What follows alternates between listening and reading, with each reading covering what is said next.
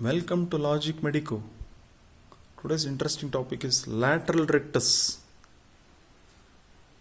If you're new to our channel, kindly consider subscribing to our channel. Don't forget to press the thumbs up button, showing that you like the video. Share this video with your family and friends. So let's start with the topic lateral rectus. It is one of the extraocular muscle, meaning muscle of the eyeball, but it is just outside the eyeball. That is the meaning of extraocular muscle. It will be dealt under the following heading: location, origin, insertion, nerve supply and action. So this extraocular muscle, so-called lateral rectus, is present outside the eyeball, but it is rectus. What is the meaning? Rectus means straight. It is present on the outer surface, so it's called lateral. So it's on the outer surface, straight and parallel to the eyeball. So this is the nasal cavity in the midline. This is a conical structure called orbit. This is the eyeball and optic nerve. Closer to the lateral wall of the orbit, in the junction between the lateral wall of the orbit and the eyeball, this muscle is sandwiched between the two. So this muscle is called as lateral rectus. It is called so because it is straight and parallel to the eyeball, and it is on the outer side, so we call it as lateral. So that is about the introduction, location and the meaning of lateral rectus. So next topic will be origin and followed by insertion. It takes origin from a common tendinous ring. It's called the tendinous ring of Zinn. Of course, on the lateral aspect, because the muscle is called lateral rectus, so it should be from the lateral aspect. So it takes origin from the lateral aspect of the common tendinous ring of Zinn. It runs straight and parallel on the lateral surface of the eyeball. Okay, on the medial surface of the eyeball, medial rectus will be there. This is the lateral surface of eyeball, and gets attached to the white of the eyeball. It's called the sclera, in front of the equator of the eyeball. This divides the eyeball into an anterior half and posterior half. So the insertion is to the sclera in front of the equator of the eyeball, and it is 6.9 millimeter away from the limbus. What is the limbus? The white of the eye is called the sclera.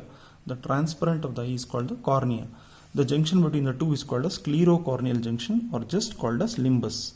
So it is definitely in front of the equator of the eyeball, but 6.9 millimeters away from the limbus. That is the point of insertion onto the sclera, to be more specific or precise. So finished with the origin and insertion. Next two topics are nerve supply and action. In fact, all the extraocular muscles are supplied by third cranial nerve except SO4 LR6. Now what is this SO4 LR6? Let's see that.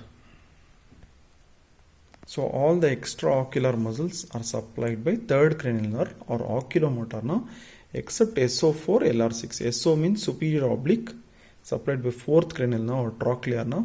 LR means lateral rectus. That is today's topic. It is supplied by sixth cranial nerve. You can see the sixth cranial nerve. I will tell you what is the sixth cranial nerve.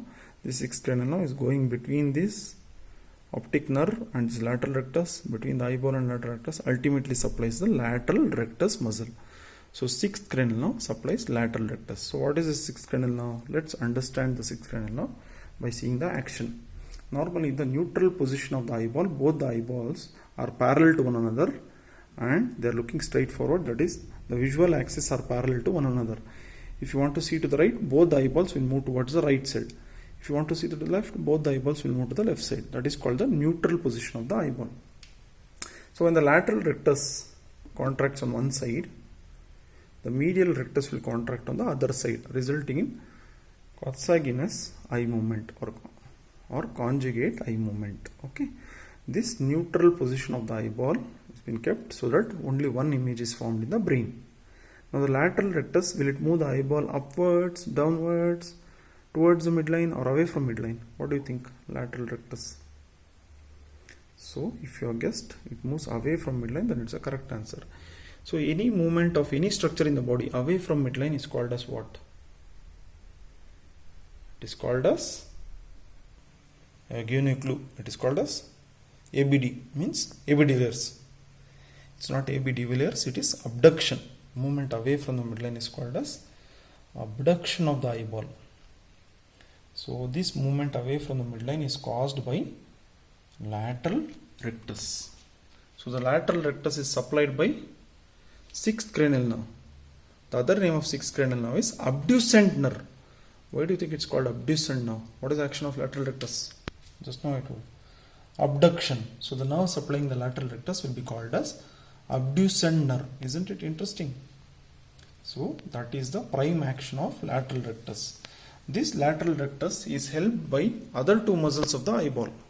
So to understand that, you have to know that the medial rectus will cause adduction. It is held by superior rectus and inferior rectus. So lateral rectus will be held by which are the other two muscles which are left over? Other two muscles, superior oblique and inferior oblique. So medial rectus is held by superior rectus and inferior rectus. Lateral rectus can't be left alone. Someone should help me. So who is that someone? Superior oblique and inferior oblique will support the lateral rectus in causing abduction of the eyeball. That is the additional action of superior oblique and inferior oblique. The main action of lateral rectus and the only action of lateral rectus is abduction. So the nerve supplying that sixth cranial nerve is therefore called as abducent nerve. So what happens if there is a damage to this sixth cranial nerve? If there is a damage to the sixth cranial nerve, of course the lateral rectus muscle will be paralyzed. So what happens? Will it be like this? Will eyeball go away from the midline? Will it remain neutral or goes towards the midline? What happens if lateral rectus is paralyzed or the sixth cranial nerve lesion is there and the muscle is paralyzed? Either the nerve damage or the neuromuscular junction problem or the muscle itself is torn. So what can happen? One of these three is the answer. It moves away from the midline, neutral or towards the midline. I'll give 3 seconds. So this is the correct answer. It moves towards the midline. Why does it move towards the midline? If you understand, there will be two muscles pulling the eyeball from two directions. Medial rectus, medially, lateral rectus, lateral. If lateral rectus stops pulling, then medial rectus continues to pull. When it continues to pull, then there will be squint. That squint is called as internal squint or the medial squint, where one eye continues to look straight forward while the other eyeball is moved towards the or medially rotated towards the nose. So this is called as internal squint or medial squint or medial strabismus or internal strabismus. This is due to the unopposed action of the medial rectus, which is still functional because the third cranial nerve or the oculomotor nerve is still functional. So that is the key word here.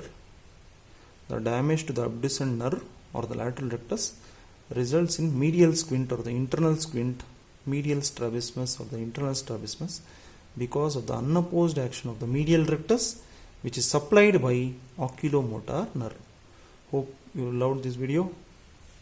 Consider subscribing to our channel.